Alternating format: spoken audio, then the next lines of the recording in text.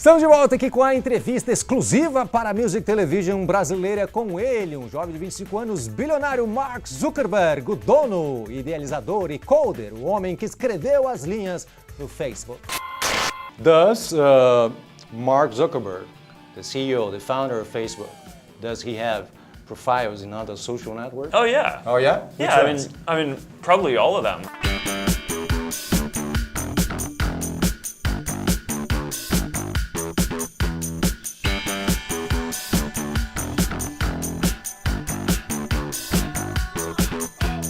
Oh, you're? Yeah, I mean, I like to see what other people are building. Yes.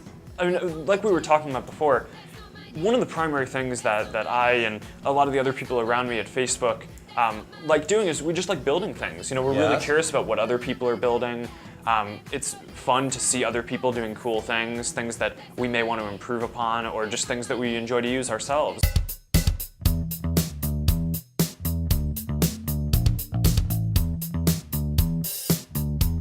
What about Twitter? What do you think of Twitter? Because now you have a kind of microblog too inside Facebook too, right?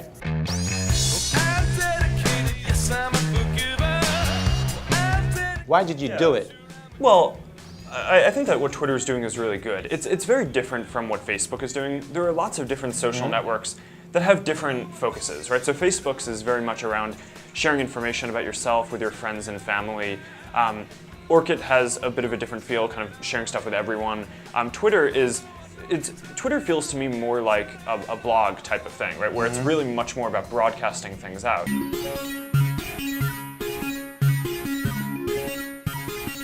So even though Twitter has status updates, just like Facebook does, the use of them is very different. People on Twitter are broadcasting, whereas on Facebook, you're spending a lot of time just sharing stuff that's actually going on with you. It's a lot more personal. It's very much focused on your friends and family.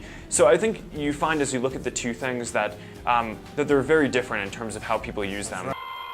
Você namorava um cara mês passado e você terminou com ele, e aí vem a namorada nova louca e começa a te ver ali, ver os recadinhos que ele deixava pra você antes. É meio assim, é meio paranoia. Você pode entrar numa paranoia de ficar ali checando, stalkeando pra sempre.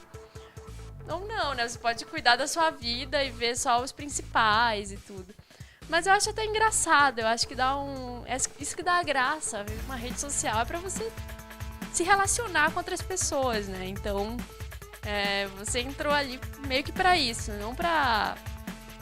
Não digo só fazer fofoca da vida alheia, mas você entrou pra conhecer gente, pra ver o que elas estão fazendo. There are interesting stories all the time where people write in and tell us, you know, my parent is just got really sick, and I've been staying in touch with my friends and getting the support that I need just through simple messages on Facebook. Or, you know, there are kind of more... Is he better now?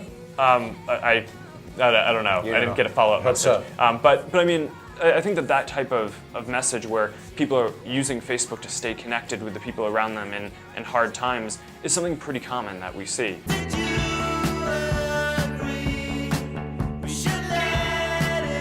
We also see larger scale organization. So, for example, the political protests that were just going on in Iran around the election, you saw a lot of people using Facebook to organize protests in a private manner, where they were really concerned that if information about them got out, that they would be, that they could be arrested or hurt or something like that. And so people really relied on the fact that Facebook is a private and safe and trusted environment to organize the things that they were doing.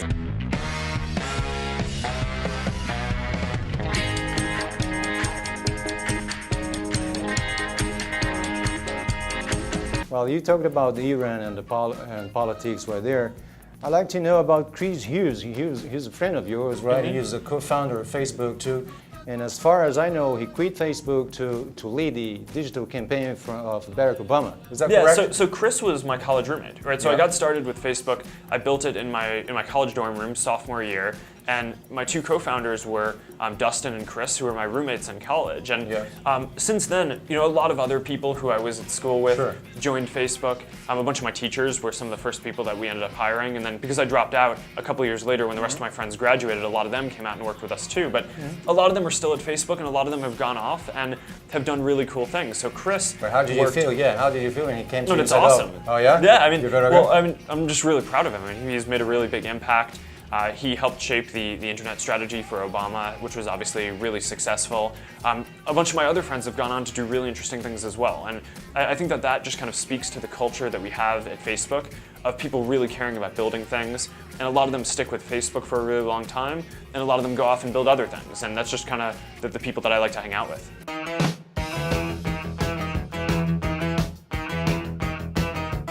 Obama is, I think he has the page on Facebook that has the most fans, and it's more than 6 million. And a lot of them are not only in the US, they're people all around the world who are just a fan of what he's doing. And he and his staff at the White House. Michael Jackson now has got more fans now. Okay, maybe, I'm not sure. But I mean, Obama and his staff are using Facebook routinely to get the message out about different things that they're focused on. Recently, healthcare is a big one. And you know, they're constantly posting videos and messages. That's just a really interesting way for using the site.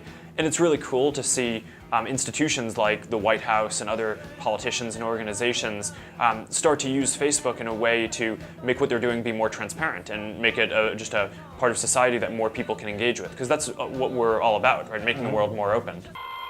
Eu acho que as redes sociais estão crescendo muito. Eu acho que um dos principais motivos por esse crescimento é que elas atualmente são a principal ferramenta para conectar pessoas.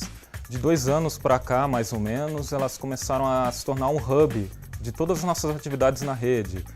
Um vídeo que a gente produz, foto, com quem a gente conversou.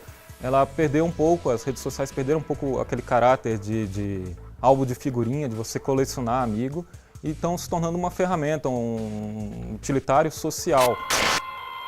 Are you making enough money to pay for the operation? What can we expect for social networks 5 years from now, 10 years from now? But we don't really go out much. We more like get together and program computers.